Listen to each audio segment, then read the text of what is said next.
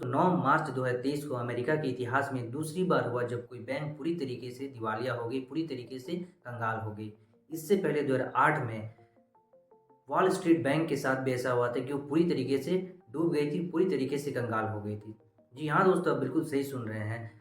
Silicon valley bank नाम तो आपने सुना ही होगा, ये पूरी तरीके से कंगाल हो चुकी है। तो आज की इस वीडियो में हम इसी टॉपिक में बात करने वाले हैं कि क्यों ये बैंक पूरी तरीके से कंगाल हो गई, क्या कारण था इस बैंक के पूरी तरीके से कंगाल होने का, भारत के सिलिकॉन वैली बैंक के फेलियर से भारत के मार्केट पर किस तरीके से असर पड़ेगा, आज हम इस वीडियो में जानेंगे। तो बने रहिएगा वीडियो में अंत तक। मेरा नाम है प्रसन्नजीत, आप देख रहे हैं इंस्पायर को। सिलिकॉन वैली बैंक के थोड़े हिस्ट्री ज्योग्राफी को जान लेते हैं। सिलिकॉन वैली बैंक की शुरुआत जो है वो बिल बिगर गेट्स और रॉबर्ट ने सन 1983 में पोकर गेम्स के थ्रू की थी। इसका मुख्यालय जो है सांता क्लारा कैलिफोर्निया यूएसए में स्थित है। सिलिकॉन वैली बैंक जो है अमेरिका का 16वां सबसे बड़ा लोन प्रोवाइडर बैंक है, जो कि टेक्नोलॉजी, बायोटेक्नोलॉजी, वेंचर कैपिटल और स्टार्टअप्स को लोन देती है। और सिलिकॉन वैली बैंक का जो है अमेरिका में 29 ब्रांचेस है और उसके साथ ही साथ Bharat, Hong Kong, China, Canada, Germany, इन बहुत सारे देशों में इसके ब्रांचेस खुले हैं। 2004 में भारत में बेंगलोर में इसके ब्रांचेस खुले और 30 जून 2016 की रिपोर्ट के अनुसार सिलिकॉन वैली बैंक जो है वो 25.9% शेयर के साथ शेयर रखती थी। इससे हमें ये समझ में आता है कि कितना बड़ा परसेंटेज है और ये कितना बड़ा बैंक है। मगर क्या हुआ इस बैंक को, ऐसा क्या तूफान आ गया कि बैंक पूरी तरीके से डूब गई, पूरी तरीके से बर्बाद हो गई। दरअसल बात यह है कि सिलिकॉन वैली बैंक जो है technology, biotechnology, venture capital, startups को लोन प्रोवाइड करती है और वो कंपनी जो है इनके बैंक में पैसे जमा रखते हैं।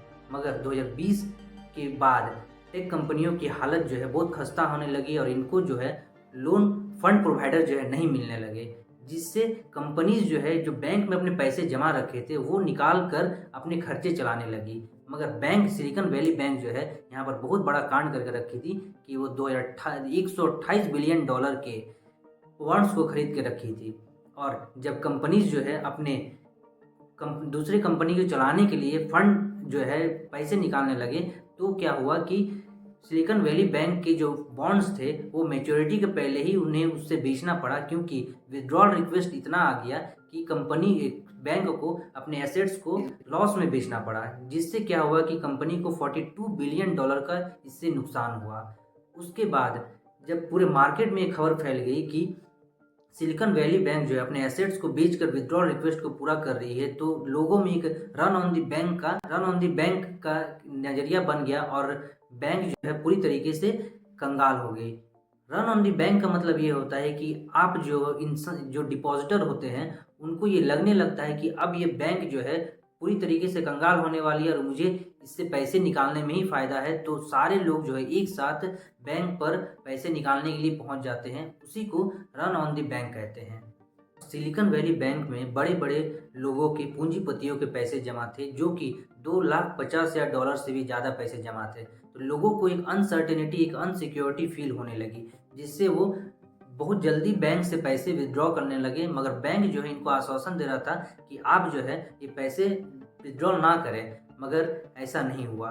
बैंक जो है, लोग जो है बैंक से पूरे पैसे निकाल लिए और बैंक को 9 मार्च 2023 को 60% का शेयर मार्केट में लॉस हुआ और 10 मार्च 2023 को ये 66% से 70% में ये लॉस पहुंच गया।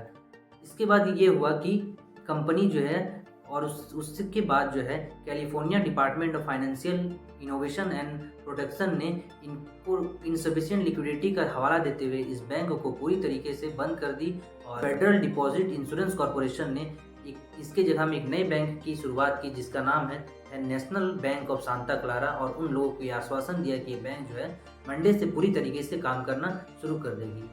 तो क्या रीज़न था सिलिकॉन वैली बैंक के पूरी तरीके से फेल होने का? दरअसल बात यह है कि सिलिकॉन वैली बैंक जो है सिर्फ technology, biotechnology, venture capital, startups को ही फोकस करती थी, उन्हें ही लोन प्रोवाइड करती थी। मगर आप दूसरे अगर बैंकों की देखें तो ये बहुत सारे ऐसी जगह में अपना पैसे को इन्वेस्ट करके रखती है, ताकि अगर एक जगह से उन्हें घाटा होता है तो दूसरी जगह से उस घाटे को वो पूरा कर देती है। मगर सिलिकॉन वैली बैंक के केस में वो ऐसा नहीं था। वो सिर्फ एक ही चीज़ में फोकस करती थी, जो कि टेक्नोलॉजी और बायोटेक्नोलॉजी के फील्ड में थी। जिससे उनको ये खामियाजा भुगतना पड़ा और पूरे वर्ल्ड को और अमेरिका को एक फाइनेंशियल क्राइसिस से जूझना पड़ रहा है। अब अगर भारत की मार्केट की अगर बात करें तो भारत का मार्केट जो है सिलिकॉन वैली बैंक के फेल होने से बहुत सारे टेक कंपनियां जैसे पेटीएम, 197 कम्युनिकेशन, जोमेटो, फ्लिपकार्ट, उबर ऐसी कंपनियां जो है सिलिकॉन वैली बैंक में अपने पैसे जमा रखती थी। अब उनको ये प्रॉब्लम आ सकती है पैसे निकालने में, मगर ये मैं बिल्कुल नहीं कह रहा हूँ कि इन लोगों के पैसे पूरी तरीके से डूब गए, मगर अब ये पैसे कब निकलेंगे इसका कोई अता पता नहीं है। और इतनी बड़ी कंपनी को अपने कंपनी को चलाने के लिए बहुत सारे पैसे की नीड होती है, तो इससे ये हो सकता है कि कंपनी जो है ले ऑफ कर सकती है, या फिर कंपनी इन फ्यूचर जो है बहुत सारे स्टार्टअप्स को बढ़ावा दे रही थी उसमें डिले हो सकता है और हमें ये देखने को मिल सकता है। तो चलिए देखते हैं कि अमेरिका और पूरा वर्ल्ड जो है इस फाइनेंशियल क्राइसिस को किस तरीके से टैकल करता है। अगर आपको वीडियो अच्छी लगी हो तो सब्सक्राइब और लाइक बटन पर टूट पड़ो और कमेंट में कुछ ना कुछ जरूर लिखो, ताकि मुझे मोटिवेशन आए इस तरह के वीडियो बनाने में और मैं आगे भी इसी तरीके से वीडियो बना सकूं। तो चलिए मिलते हैं अगले ही किसी नेक्स्ट वीडियो में, तब तक के लिए अलविदा।